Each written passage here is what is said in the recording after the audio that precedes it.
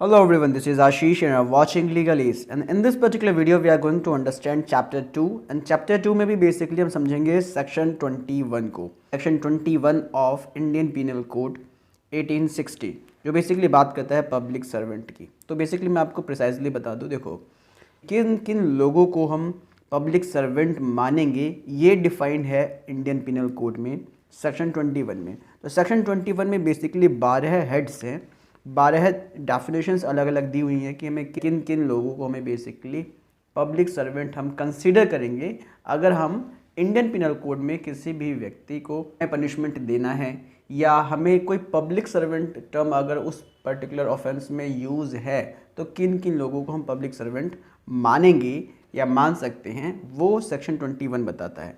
तो basically section 21 12 heads, मैंने बताया आपको 12 हेड्स हैं। 12 हेड्स में हर एक अलग अलग व्यक्ति को काम के आधार पर डिवाइड करके बताया गया है कि इन लोगों को भी हम पब्लिक सर्वेंट मानेंगे। साथ में कुछ एक्सप्लेनेशंस भी हैं, उनको भी समझेंगे सेक्शन 21 में। तो चलिए स्टार्ट करते हैं, समझते हैं कि बेसिकली सेक्शन 21 पब्लिक सर्वेंट कौन होता है या किन किन लोगों को पब्लिक सर्वेंट माना गया है, या सेक्शन 21 किन किन लोगों को बताता है कि ये पब्लिक सर्वेंट होंगे। तो सेक्शन 21 के accordingly the words public servant denote a person falling under any of the descriptions here in after following namely. मतलब कि 12 जो अलग अलग हेड्स हैं जो हम आगे बात करेंगे, इसमें जिस जिस व्यक्ति की बात की गई है हम उन सभी को पब्लिक सर्वेंट मानेंगे। तो पहला हेड एक्चुअल में डिलीट हो गया है, डिलीट कर दिया गया था। सेकंड हेड में बताता है कि every commissioned officer in the military, naval और एयर फोर्सेस ऑफ इंडिया। मतलब कि मिलिट्री ऑफिसर्स जितने भी होंगे, चाहे वो एयर मिलिट्री हो या नेवल हो, उसमें जितने भी ऑफिसर्स होंगे उन सभी को हम पब्लिक सर्वेंट मानेंगे सेकंड हेड के अकॉर्डिंगली। अब समझते हैं कि थर्ड हेड के अकॉर्डिंगली पब्लिक सर्वेंट कौन कौन हो सकता है।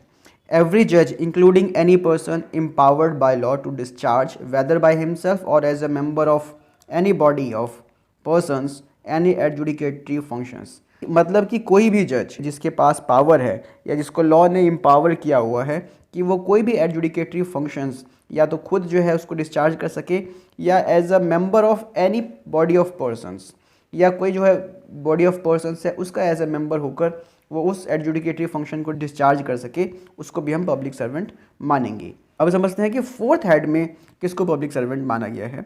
Every officer of a court of justice including a liquidator, receiver और commissioner whose duty it is as such officer to investigate or report on any matter of law or facts, or to make, authenticate or keep any document, or to take charge or dispose of any property, or to execute any judicial process, or to administer any oath, or to interpret or to preserve order in the court, and any person specially authorized by the court of justice to perform any such duties।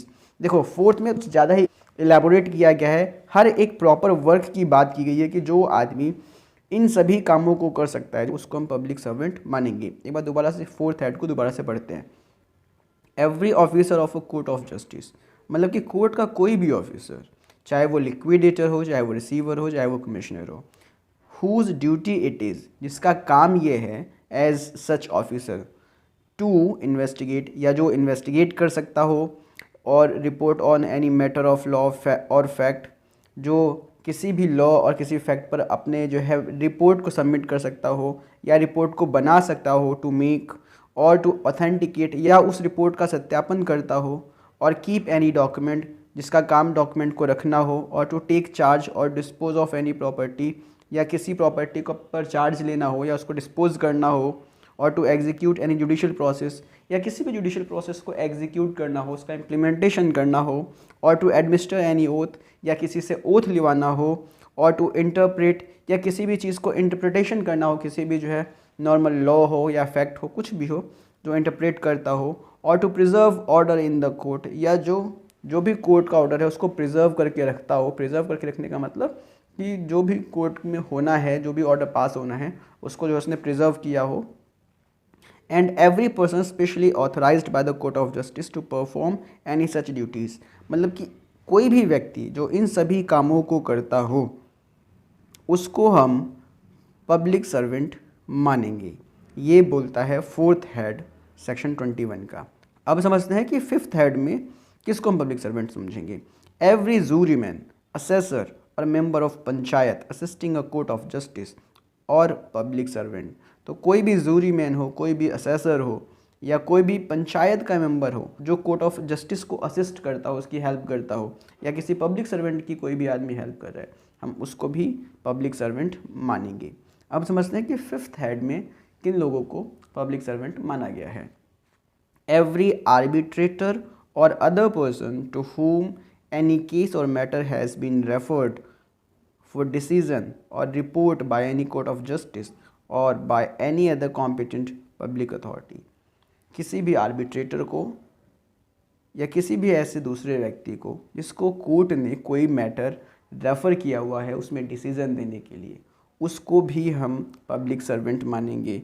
या और भी कोई दूसरी जो competent authority है जिसको court कोई matter refer कर रहा है, उसको भी हम पब्लिक सर्वेंट मानेंगे, या पब्लिक सर्वेंट की कैटेगरी में वो भी आएगा। अब समझते हैं कि सेवन्थ हेड में किन किन लोगों को पब्लिक सर्वेंट माना गया है।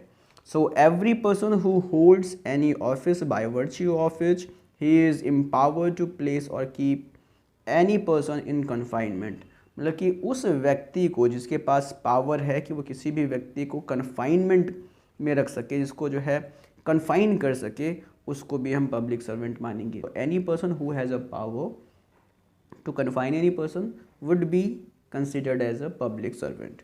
अब समझते हैं कि एट्थ है, every officer of the government whose duty it is as such officer to prevent offences, to give information of the offences, to bring offenders to the justice और to protect the public health, safety और convenience. पढ़ के ही समझ में आ रहा होगा कि जो भी ऑफिसर्स हैं जिनका काम है कि ऑफेंसेस को रोकना, मतलब कि पुलिस वाले, to give information of offence या ऑफेंस की जानकारी देना, जो जिस व्यक्ति ने किसी ऑफेंस की जानकारी किसी भी पब्लिक अथॉरिटी को दी है उसको भी पब्लिक सर्वेंट माना जाता है।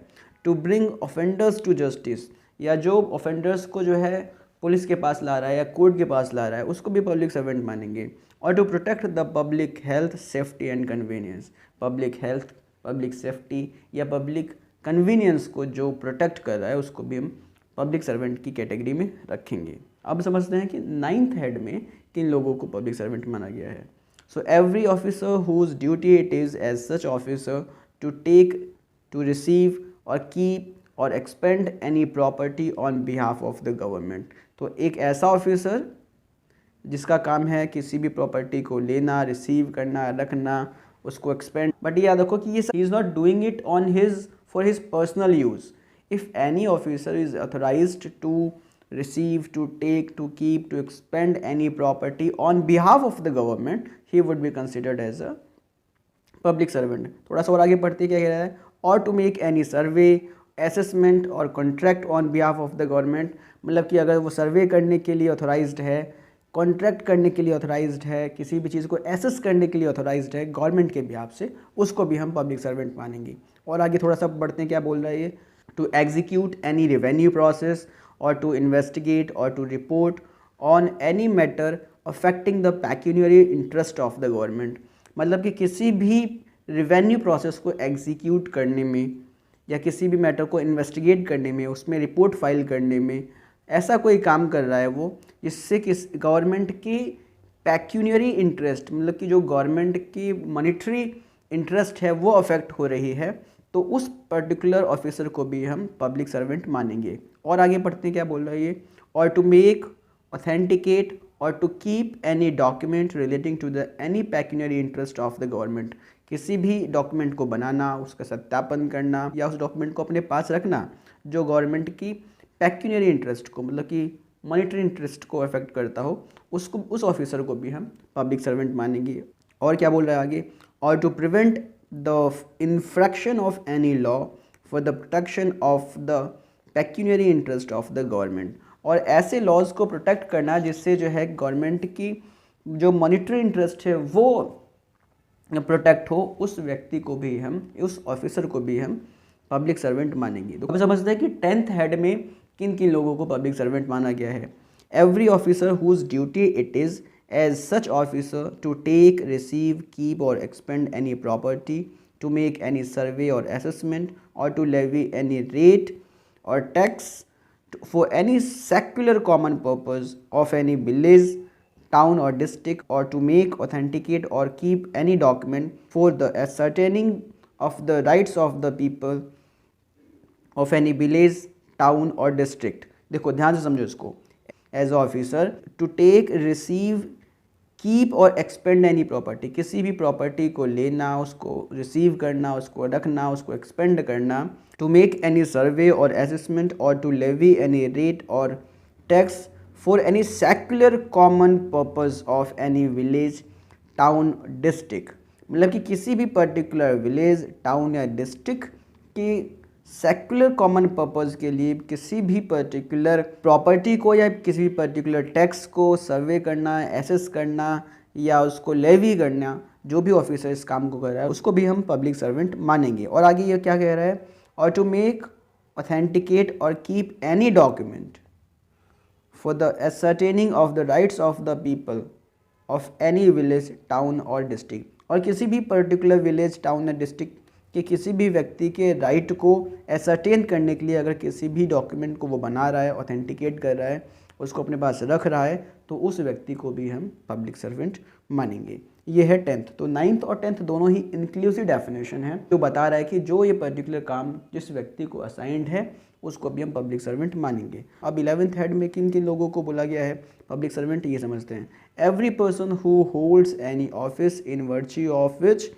he is empowered to prepare, publish, maintain or revise any electoral roll or to conduct any election or part of election।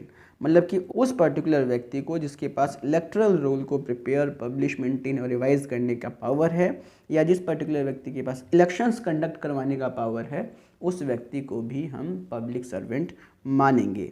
अब समझते हैं कि 12th हेड में किन किन व्यक्तियों को पब्लिक सर्वेंट बोला गया है। तो 12th हेड दो पार्ट में डिवाइडेड है, उस दोनों को समझते हैं। Part A, in the service और पे ऑफ द गवर्नमेंट और रिन्यूमरेटेड बाय फीस और commissions for the performance of any public duty by the government. मतलब कि कोई भी व्यक्ति जो गवर्नमेंट की पब्लिक ड्यूटी कर रहा है, उससे रिन्यूमरेशन ले रहा है, गवर्नमेंट से, गवर्नमेंट की सर्विस कर रहा है, गवर्नमेंट से पेमेंट ले रहा है, उसको भी हम पब्लिक सर्वेंट मानेंगे।